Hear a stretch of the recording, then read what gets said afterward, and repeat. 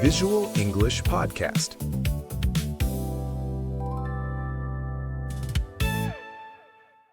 Hello, everyone, and welcome back to the Visual English Podcast, or VEP for short. I'm Ben. And I'm Bella. It is so wonderful to have you tuning in with us today. Whether you are listening on your commute, making breakfast, or just relaxing at home, we are thrilled you chose to spend this time with us. Exactly. Today, we are going to dive into a topic that I think absolutely everyone thinks about at some point. The topic is, it's time to change your life for good. Oh, that is a powerful topic, Ben. Making a lasting change, not just a temporary New Year's resolution that fades away by February, but a permanent, positive shift in how you live. That's right. We will discuss why we feel stuck, how to identify what needs changing, and most importantly, the practical steps to actually make those changes stick. But before we get deep into this life-changing conversation, Bella has a quick reminder for our amazing viewers. I certainly do.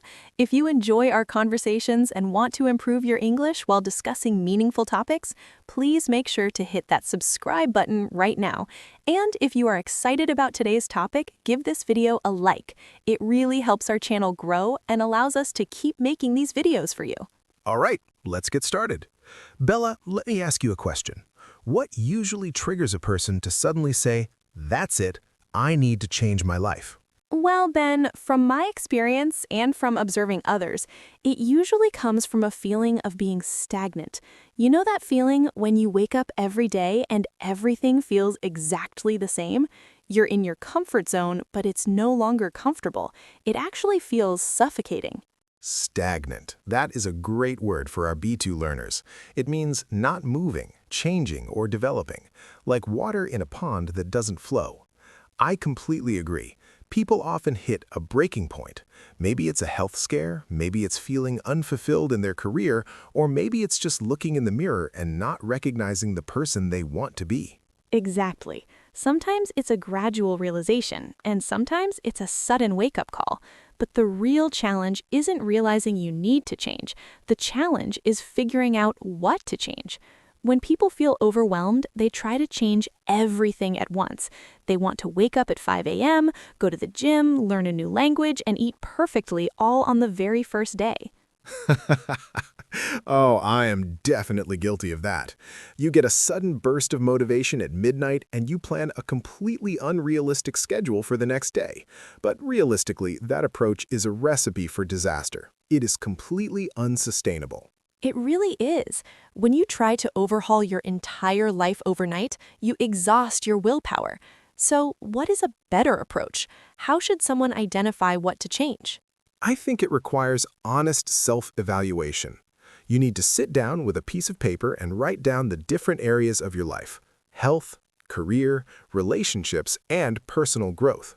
Then ask yourself, which area is causing me the most frustration right now? You have to prioritize. Prioritize. That's crucial. You pick one major area. Let's say it's health. Instead of completely changing your diet and running a marathon, you take a stepping stone approach. You start by simply drinking more water or walking for 20 minutes a day. Yes, it's all about building momentum. When you succeed at a small task, it gives you the confidence to tackle a bigger one. But Bella, let's talk about the elephant in the room, the fear of failure. I think a lot of people don't even attempt to change their lives because they're terrified they won't succeed. That is incredibly common, Ben. The fear of failure paralyzes people. They think, what if I try to start this new business or learn this new skill and I make a fool of myself? What if I put in all this effort and I end up right back where I started? How do we overcome that mindset? Because as long as you're afraid to fail, you will never take the necessary risks to improve your life. You have to reframe how you look at failure. In society, we're taught that failure is the opposite of success, but it isn't. Failure is actually a vital ingredient of success. It's a stepping stone. When you fail, you're simply gathering data on what doesn't work. That is a brilliant perspective. Gathering data. It removes the emotional weight from the word failure. If you try a new workout routine and you quit after a week, you didn't fail as a human being. You just discovered that that specific routine doesn't fit your lifestyle. So you adjust and try a different one. Precisely. Resilience is the key word here. Resilience is the ability to bounce back from setbacks. The people who successfully change their lives for good aren't people who never fail. They're people who fail, learn from it, and keep moving forward. I want to pause for a second because that is such an important point. If you guys are finding this concept of resilience helpful, drop a comment down below and tell us about a time you overcame a setback. And hey, while you're scrolling down to the comments, make sure you're subscribed to the Visual English Podcast so you never miss our new episodes. Don't forget to leave a like, too. Thanks, Ben. Now let's move on to the actual mechanics of change. We talked about realizing the need for change and overcoming the fear of failure, but how do we make the change permanent? Motivation is great, but it doesn't last forever. That is the harsh truth. Motivation is an emotion, and emotions are fleeting. You might feel highly motivated after watching an inspiring video or listening to this podcast, but what happens on a rainy Tuesday morning when your alarm goes off at 6 a.m.? Motivation will not drag you out of bed. So if we can't rely on motivation, what do we rely on? Discipline and habits. This is where the concept of the compound effect comes into play. It's the idea that small, consistent actions repeated over a long period lead to massive results. It's not about intensity, it's about consistency. I love the concept of the compound effect. It reminds me of the 1% better every day rule. If you try to improve yourself by just 1% every single day, the mathematical growth over a year is astonishing. But to do that, you need to build strong habits. How do you suggest our viewers build better habits? Well, human brains love routines. A habit is essentially an automatic behavior. To build a good one, you need to make it obvious, attractive, easy, and satisfying. For example, if you want to read more books, don't leave your book hidden in a drawer. Put it right on your pillow so you have to touch it before you go to sleep. That makes it obvious. Well, human brains love routines. A habit is essentially an automatic behavior. To build a good one, you need to make it obvious, attractive, easy, and satisfying. For example, if you want to read more books, don't leave your book hidden in a drawer. Put it right on your pillow so you have to touch it before you go to sleep. That makes it obvious. Exactly. And we also need to talk about breaking bad habits, because sometimes changing your life for good means getting rid of the behaviors that are holding you back. Procrastination, spending too much time on social media, or eating junk food. Breaking bad habits is tough because they usually provide instant gratification. Scrolling through short videos gives you a quick hit of dopamine, a chemical in your brain that makes you feel good temporarily. Right. To break a bad habit, you have to do the opposite of building a good one. You have to make it invisible, unattractive, difficult, and unsatisfying. If you want to stop checking your phone constantly while studying English, put your phone in another room.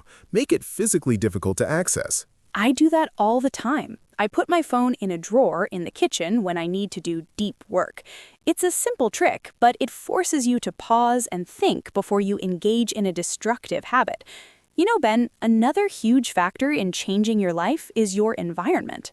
Oh, absolutely. The environment you are in and the people you surround yourself with. They say that you are the average of the 5 people you spend the most time with. Do you believe that's true, Bella? I absolutely believe it. Attitudes, habits, and beliefs are contagious. If you are surrounded by pessimistic people who constantly complain and never take action, it is going to be incredibly difficult for you to stay optimistic and motivated. Their negative energy will inevitably drag you down. That's a tough situation for a lot of people. Sometimes those pessimistic people are old friends or even family members. You can't just cut them out of your life completely. What should someone do in that scenario? It's delicate for sure. You don't necessarily have to cut people off, but you do need to set healthy boundaries. You might need to limit the time you spend with certain individuals. And more importantly, you need to proactively seek out people who uplift you. Seeking out constructive environments. You can join clubs, attend workshops, or even find online communities of people who share your goals. If you want to improve your English, for example, joining the Visual English Podcast community in the comments section is a great place to start. Smooth transition, Ben. but it's very true. Having an accountability partner or a supportive community makes a world of difference. When you feel like giving up, they're the ones who will remind you why you started in the first place. We've covered a lot of ground today. We talked about recognizing the feeling of stagnation, prioritizing what to change, overcoming the fear of failure, relying on discipline instead of motivation, building the compound effect, and optimizing your environment. It sounds like a lot of work when we summarize it like that, and I think it's important to be honest with our audience. Changing your life for good is not going to be easy. It requires effort, patience, and a lot of self-compassion. Self-compassion. That is a beautiful term. What exactly do you mean by that in this context? It means being kind to yourself when you mess up, because you will mess up. You will miss a workout, you will eat something unhealthy, you will lose your temper. The journey of self-improvement is not a straight line going upwards. It has peaks and valleys. When you fall into a valley, self-compassion means saying, okay, I made a mistake today, but that doesn't ruin all my progress. I will try again tomorrow. Without self-compassion, a single mistake can turn into a downward spiral. You think, well, I ate one cookie, so my diet is ruined. I might as well eat the whole box. Exactly. The all-or-nothing mentality is the enemy of sustainable change. Consistency doesn't mean perfection. It just means you don't give up. As we get closer to wrapping up this episode, let's talk about taking action. A lot of people suffer from analysis paralysis. They read all the self-help books, they listen to podcasts like VEP, they gather all the information, but they never actually do anything. They're always waiting for the perfect time to start. Oh, the illusion of the perfect time. I'll start on Monday, I'll start when the new month begins, I'll start on January 1st. Then let me tell you a secret. The perfect time does not exist. There will always be an excuse. You will always be too busy, too tired, or too stressed. So the only logical solution is to start right now, with whatever resources you have, wherever you are. Even if it's just a tiny, microscopic step in the right direction. Action creates momentum, and momentum creates motivation. That's a great sequence to remember. Action first. If you want to change your life for good, you have to inject a sense of urgency into your mindset. Life is short, and time is the one resource we can never get back. Don't spend years living a life that doesn't fulfill you just because it's familiar. Very well said, Bella. Let's give our listeners a piece of homework for today. After this podcast ends, I want everyone listening to pick just one small thing they can change today. Just one. Write it down and commit to doing it. I love that idea. It could be as simple as organizing your desk, going for a 10-minute walk, or practicing English vocabulary for 5 minutes. Take that first step today. And we would love to hear what your first step is. Please share your goals and the one small change you are making in the comments section below. Bella and I will be reading through them and cheering you on. We certainly will. Thank you all so much for spending this time with us on the Visual English Podcast. We really hope this conversation has inspired you and given you some practical tools to start changing your life for good. And before we sign off, just one last reminder. If you found value in today's video, please, please, please click that subscribe button. It is completely free for you, but it means the absolute world to us. And smash that like button so YouTube shares this video with more people who want to learn English and improve their lives. Keep practicing, keep growing, and remember to be kind to yourselves. We will see you in the next episode of VEP. Goodbye, everyone. Stay motivated.